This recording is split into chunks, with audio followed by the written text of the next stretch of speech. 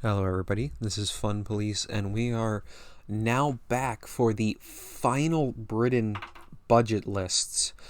Today we are looking at essentially the top end of budget decks where we can have all the cards from Theaters of War, all the cards from Catalyst, and all the cards that are either standard or limited in rarity. So the only thing that's locked off to us are elites and specials.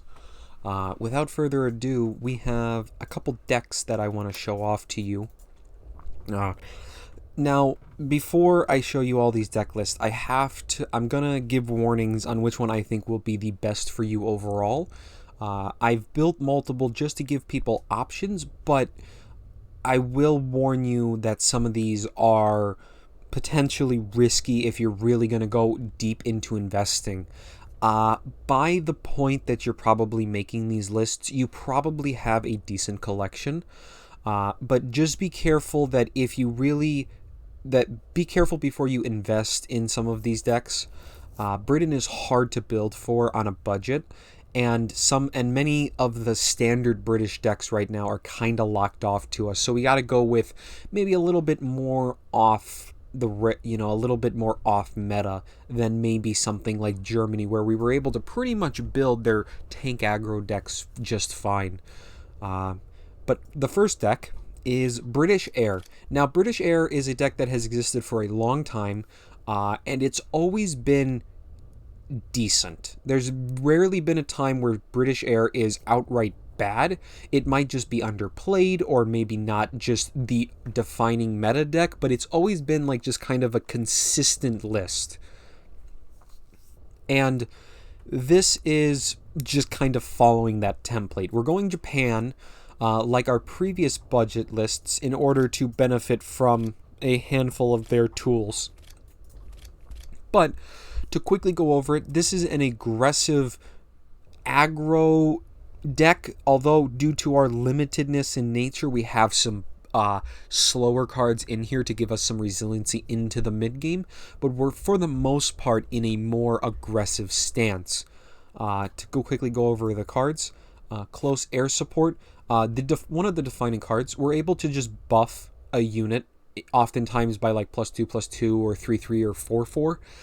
And especially because we can put this on bombers and whatnot, close air support is just really, really strong and does extremely well at just messing the enemy up. It's a very solid addition and is definitely one of the defining cards. We have air superiority. We run a lot of cheap air units, so air superiority is just 1 credit, deal 3 damage. That's just really good. Allows us to pretty much kill anything in the early game, which is really useful to help protect bombers and our other fighters, especially since it's so cheap. Swordfish, it's one of the defining 1-drops, and is one of the big enablers. It being such a cheap air bomber, it is one of the best units to use with close air support and one of the best enablers. If the enemy can't deal with this early on, it's often going to just become overwhelming onto the board. The Gladiator Mk I, it's essentially the Swordfish, but a fighter. It's still a 1 credit fighter, which is highly effective at just, enabling air superiority and close air support. Really, really good. His Majesty's Chosen, kind of just in here because we're out of cards, but you can often find like a British elite air unit, and most of those can be relatively effective, especially like KITTYHAWKs and Mosquitoes and Lancasters and other bombers. A single #1 commando. This was the last card I put into the deck, but it's essentially just there to maybe give us like some early game anti-aggro removal. It can threaten to trade down buffed up units. We have the M3A3 HONEY, just a really solid 2-drop overall. It is a little bit out of place here, but it's a decent target to buff, and it gives us some extra health, so it's never a bad option. We have the RAF Buffalo Mk I, a new addition to the deck that came out with Legions. This gets +1/+1 when you survive in combat. It does have a heavy operation cost of 2, but it's another relatively cheap British fighter, and it does also get some value when it fights enemy units. It's not the greatest thing, but it's simply the fact that it's such a cheap fighter that actually makes it really useful for this deck. Another great card to use to help power up close air support and air superiority. Then we got four East Surrey regiments. East Surrey Regiment is just a really solid guard. Again, it has fallen off a little bit at higher levels, but it is still just a really solid card, and it can help protect our kind of fragile bombers and fighters from enemy units. Also, not the worst unit to buff up with close air support, especially if you have him in the front line, because that high health pool makes it really hard to remove him. We got the P40 KITTYHAWK. Again, really solid 3-drop. Every time I've talked about this card, you just always enjoy having this in your deck. Just really, really good. We have the BLACKBURN SKUA Mk II. Bit of a weak card right now. It's overall kind of a weak card. Just a bit really, really fragile. But we kind of need some extra bombers in this deck, and this is the least bad of them. You get to deal 1 damage to an enemy. Just note that can go face still. And if it hit an enemy unit, it gets pinned. So you get to... It's essentially like an albacore, which sadly we can't run. FYI, if you're playing British Air, if you're really looking to commit to British Air, albacore is like so good. I highly recommend it. But we settle with a weaker version in the BLACKBURN. Then we have the 61st Infantry Regiment. This gives us another decent guard and some much needed card draw.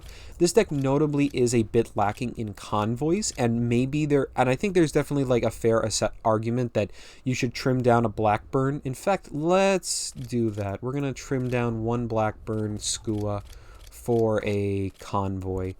Get a little bit more draw into this deck. So the convoy gives us some extra draw. We'll even trim out the other commando for another. There we go. Okay, so on the fly, adjusting it a little bit, but this should overall hopefully be a little bit better in terms of the card draw. Then we have the Zero. This is our big endgame fighter. Again, really good. That deployment effect can deal damage to anything. You know, you get the 4/4 ambush that's hard to deal with. Overall, just a solid card. You get Blade of the Samurai. Again, just 1 late game hard removal. We also get a single carpet bombing. Again, you probably just want the second one. And then we have Royal Britannia. And Royal Britannia is alright. It doesn't hit our Japanese units, but it buffs all of our, like, for example, our 1/3 air units turn into 5/5s. Quite scary. You know, the Buffalo becomes a 5/5. This becomes an 8/8. An East Surrey Regiment. Honeys become 5/5s. Really good to help finish out the game and give us a little more late game oomph. Now, to further expand this, you could look into precision bombing also. However, I do think you really need albacores to make precision bombing worthwhile, because albacore is just really, really good at boosting the deck by giving us another cheap bomber. But one of the biggest cards is the HMS Illustrious. This gives us just extra swordfish that have blitz. It's really, really good. Oops. Really, really solid overall. And then on top of that, the Empire Strikes. Potentially an insanely powerful board clear, able to deal like 3 damage. You know, this deals damage equal to our bombers. So alongside like swordfish, and if you eventually get albacores, you know, the Empire Strikes can deal, you know, 3-4 damage, including to the enemy HQ, making it essentially a 4-credit carpet that hit the enemy HQ. Really, really strong. But beyond that, that is the list. In terms of the mulligan, it's pretty straightforward. You want a 1-drop air unit. You often want air superiority also. Then you probably want to try to find some 2-drops and then maybe a 3-drop.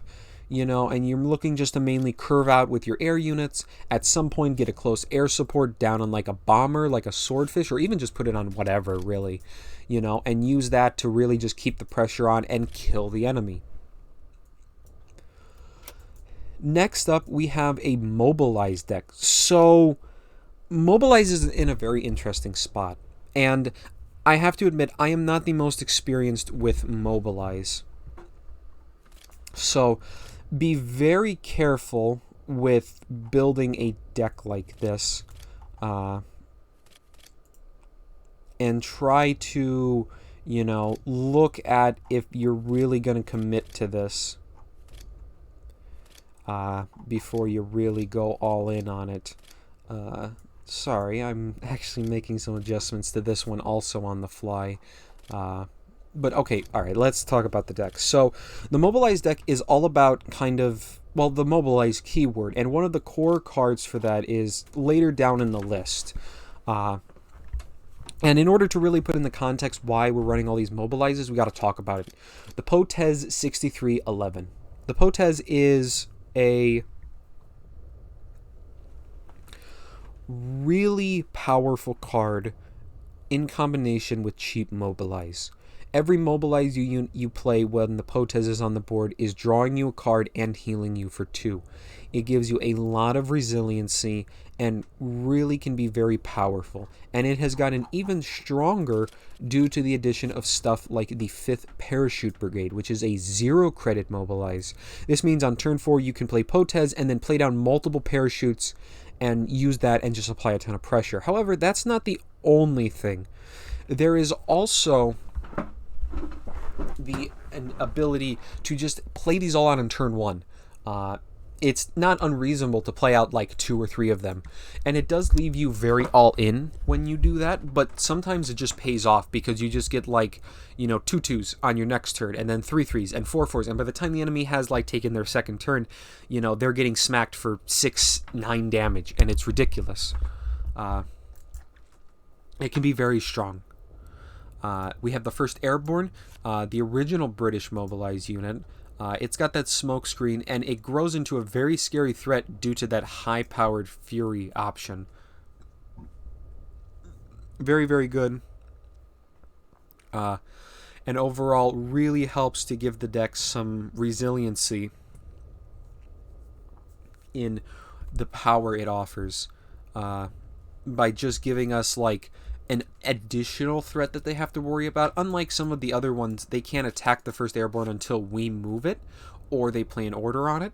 And it turns into a very hard-hitting threat on its own. We also have the 73E, the 73rd Regiment. It's another 1-drop Mobilize, but whenever our HQ gains defense, it also gets +1/+1. When combined with the Potez or the Honey, which we also have in the deck, this thing gets really silly and really gets out of control stupidly fast. It's not unreasonable to have this like gain like +3/+3 or +4/+4 in a single turn, you know, and do that, you know, 2 or 3 times in a row. You know, this thing can get absolutely out of control if the enemy can't kill it quickly. And as such, this makes up kind of our foundational 0 drops, and these are the cards that you're often going to most pair with Potez due to their extremely low cost. But it also gives us a very strong turn 1 option. You know, we can very quickly get a lot of stuff onto the board and very quickly start threatening the enemy. We also have 2 interceptions. I just put these in, but interception is weaker than the other card we would run, which is Secret Operatives, which would give the units +2 defense, but sadly, that's a special, so we can't run it in this list. But interception gives us a bit of ways to protect important units. Like, for example, with the Potez, we really want stuff like the Potez to stick around, and interception helps to deny enemy removal. So that's a very useful thing. We also have His Majesty's Chosen, not the greatest card in the world, but again, just gives us an elite that can often be useful. We also have number 1 Commando. Doesn't have a lot of synergy in the deck, but you get just a decently statted 2-drop that, you know, is able to help trade down. Can be useful to help protect, you know, our other units. The Honey pairs extremely well with the Potez and 73E. It can really so if you play a Potez and a Honey is on board, and then you play a single Mobilize, this guy gets +2/+2 for each Mobilize you play. So that's a bit hard to set up, but it's entirely possible, and I've seen it happen, and that can be quite powerful. This guy gains like +4/+4 in a single turn, and that's just kind of, you know, he's a 4/5, and then if he's not instantly killed, then he becomes like an 8/9 or something like that. We also have the 48th Regiment, an an older Mobilize unit. It is able to get guard, and it is a bit more durable overall. It's another cheap Mobilize unit, which is like the main reason we're running it. And when it loses Mobilize, it gains guard, so it can also pair as some defensive and help protect other units. Often you're looking to just kind of play this on 2, and if the enemy interrupts it, use it to guard like other Mobilize units and all that, or guard your HQ a little bit. Not the greatest, but fine. Also, again, works with Potez if you're really late into the game. We got some fortifications, some extra healing in the deck. If you're not facing a lot of aggro, I highly recommend cutting these for maybe something else. At least, well, okay, let's talk about that in a minute once we get to that. Ignore that for the moment. Let me explain in a bit. And we have some convoys, extra card draw, consistent card draw. We don't want to rely entirely on Potez. Sometimes we need a little bit more early card draw, and that's what Convoy does. KITTYHAWK, again, really good. SURREY, also really good, protects Mobilize and the Potez. And then the M3 Grant, a new card. We have not seen a lot of the Grant, so it's a little bit untested and, limited, but it is only a standard, so you're not losing a whole lot if you maybe get a couple copies of it. But you get +2/+2 if your HQ is 25 or more defense. You could play a 4-credit 4/7 tank guard, It's strong paired up with fortification, and later into the game could be quite powerful off of a big Potez turn, I was running 4 copies and then I cut 1 for interception. Maybe it's strong enough, but it's something worth considering at least. We also have carpet bombing. Carpet bombing is just a late game board clear, and then the Potez, I've talked about this already, kind of a crucial card for the deck, one of the biggest enablers. And that is the list. There's definitely a lot that can be done with this. There's additional Mobilize units. For example, the 2nd Brigade is quite strong. You could also try out the Char B. Probably only 1 copy of that though, and be careful. That's a special. I can attest that the 2nd Brigade is actually quite strong. Especially ever since it went down to 4 credits, it's become a lot more viable. So a copy in here ain't a bad idea. Beyond that, you also could try out one of the cards that you should really look to use is that of the Commonwealth. We gain a lot of health in this deck. This deck has a lot of health gain, and being able to just deal that 20 damage late into the game, And the other thing is that Commonwealth is never a bad craft if you're really going to commit to Britain, because you can pretty much put it into the majority of their lists. They're a slow nation. They have a lot of healing. Commonwealth rewards you for both of that, and it just helps give Britain a win con. And as such, that is just a big benefit. But I've seen a lot of Commonwealth decks or a lot of Mobilize decks actually do run Commonwealth because of the healing off of the Potez and the Honeys and the Forts. So that's really useful. Rule Britannia is also actually an option. We have a fair amount of high health guards and other units. So it's actually, I don't think, unreasonable to use Rule Britannia alongside your Surrey regiments and grants. It doesn't hit your French units, so that sucks. So a bit debatable. I didn't include it, but you can absolutely. You want the 2nd carpet also. And outside of that, you're just probably going to include, some elites and specials that Britain's really kind of, loves to have. But overall, that is the deck. In terms of mulligan, it's really simple. You want 1 and 0 cost Mobilize units, and you want your 1 cost units, you want a 2 cost unit, you just want to kind of curve out. You want a 1 drop, a 2 drop, a 3 drop, Don't get baited into keeping Potez alongside like a bunch of 5th parachutes. That's way too slow. If it lines up or it happens to turn out like that on turn 4, great, but don't get greedy with your mulligan. You want to be applying pressure and building, sizable boards in the early turns. You don't want to be sitting around for too long because this deck doesn't have a lot of staying power. If you ever get Commonwealth, that changes a little bit, but you really want to put pressure on the enemy because you need to beat them to death to win the game.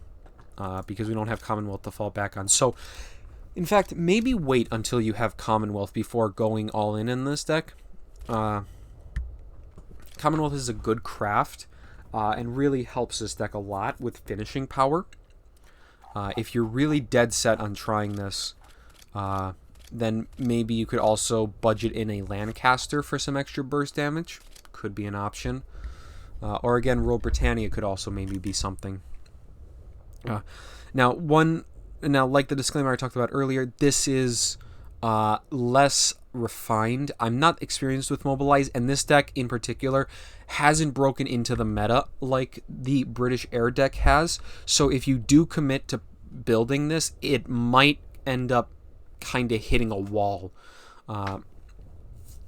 So granted, all of these options are, mostly standard cards. Like most of the cards you're getting are standard rarity. So you're not losing a whole lot for crafting this deck. And if it works for you, great.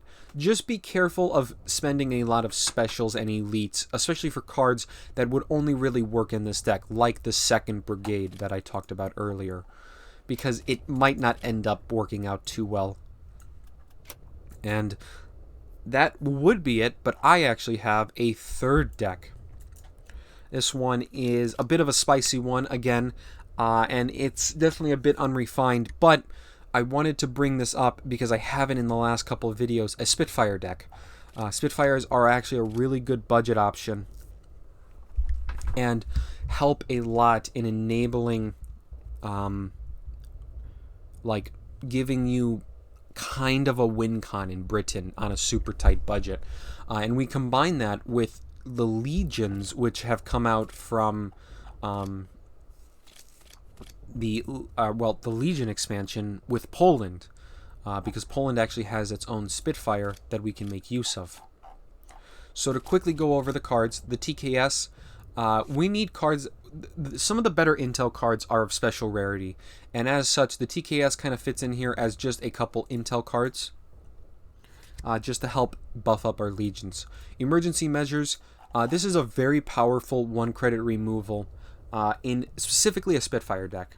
We only run a couple copies because it's not the strongest thing in the world, but in a Spitfire deck it's fine. Resourcefulness, this is an intel card which is really, really useful. It's 1 credit and it draws a commando, and we'll talk about what commando we're exactly drawing, but really nice. We have the Honey, as I've said like every time I've talked about this damn card. The Honey is just really good, solid overall. Then the number 1 commando. This is the unit we tutor out. Because this is the only commando in the deck, resourcefulness can always let us curve right into a number 1 commando, which is a great anti-aggro tool and can help us trade down units. Overall, really effective. Ford and Convoy, kind of just a standard amount. KITTYHAWK I've talked about. The new card, the RAF Ground Crew, really the biggest enabler, with some quotation marks around, of the Spitfire deck. It makes your Spitfire cheaper and also buffs them up once you actually play them. It is quite weak on its own and needs to be protected, which is where the legions come in. But it allows us to get out some very big fighters very quickly. Plan West. Plan West is one of the big enablers of the Legion deck, giving us 2/2/2 guards that then get buffed when we play Intel. Highly useful. Overall, quite effective. The Spitfire Mk II. It's the cheapest Spitfire and also gets +2 attack if there's guards, and thankfully Legions have guards, so this thing is almost always going to be like a 6/6 for 4 credits if you played with RAF. Very powerful. Very, very useful. You also have Underground State, probably the strongest Legion card. You bounce an enemy unit, add a Legions, and also get some intel. It's a really solid card overall. The Spitfire Mk I, we run the Spitfire Mk I because it's cheaper than the 6 credit Spitfire, but we still just need extra Spitfires in the deck, and this is the best one I find. We also have the Spitfire Mk V Poland. The other Spitfire is a 6/6. It's the same. It's essentially just a vanilla 6/6 for 6 credits. But this one has the deployment of buffing up a friendly infantry with +1/+1 in guard. That's quite useful. It can just, we have a lot of infantry due to our mass production of Legion, so you just get to buff them up. And I find it's overall a higher impact Spitfire in the deck rather than just the vanilla one. And then last card is Carpet. Again, really, really good. So overall, this deck is actually kind of good at beating down on the enemy. You have a lot of big fighters to really put the pressure on, and Legions threaten to go very wide. So you get to kind of hit people from two angles. Legions are going very wide, so the enemy needs to be using board clears, but at the same time, your Spitfires are very big, and they're going to have to use a lot of hard removal. So you can really catch them in a nasty in-between. Overall, this deck is definitely kind of strictly a budget deck. The Legions are really good. Like, Legion is a meta strategy, and you can very easily, but the Spitfires fall off. However, because you start with the Spitfire Mark 1s, because the Spitfire Mark II is in the Catalyst expansion, which we assume you have, you're only really spending, you know, about 6 limited cards for the ground crews and the Mark Vs. And if you don't want to spend those on the Polish one, you can just run this one, which I believe you start with a couple copies of. So there's not a lot that you actually end up crafting that isn't just Legion stuff, and the Legions are really good. So this deck actually is really easy to build. I guess you do have to build the resourcefulness, but again, that's really good. And the emergency measures. So, you know, it's a very, for what you, assuming you've already bought Theaters of War and Catalyst, which, assuming we're talking, you know, which based on kind of how I imagine the progression goes, you probably have, you're not spending a lot on this deck. And it can be a fun alternative to other British decks. So it's not that big of a commitment. If you want to improve this deck, get things like more carpets. I would probably get some of the more elite stuff. Namely, I'd look to improve the Polish stuff. The PZL-23 Karas is really good, and Tarnow Regiment, both of those would greatly improve the deck. Also, Agency Africa for extra intel. Oop. You could also even try out First to Fight, which could be quite useful alongside our very, very big Spitfires. You know, put it on there and they're making 2/2 guards every time they are engaged in combat. But overall, this is just a really solid deck that isn't going to cost you a lot, assuming you have Catalyst and Theaters of War for this nation, for Britain. But otherwise, in terms of the mulligan, you're mostly looking for like resourcefulness. You're pretty much just looking to kind of play a slow early game, you know. Resourcefulness, #1 Commando, M3 Honey, you know. If you have emergency measures and a Spitfire, you can keep both in order to make sure emergency is active when you need it. And then in the mid game, you're going to want to start playing Plan West and buffing them up using Underground State and all your intel cards. And if you've ever cemented a good hold on the board, you know, having like some good Legions, an early RAF ground crew, and then start slamming down Spitfires, and then beat the enemy to death with giant fighters. But otherwise, that's it for Britain. It's definitely hard to play Britain on a budget, so I've tried to give you some options, and make sure to always be testing stuff out, use wildcards on stuff, but hopefully this is useful. Let me know down in the comments how the decks went for you, if you've been following along, and, you know, if you do end up playing and building these decks, let me know in the comments how they went, you know. I only try to build, for this budget series, I'm only trying to build good decks. So hopefully these work out well for you and can let you climb the ranks of the ladder, or even just have fun.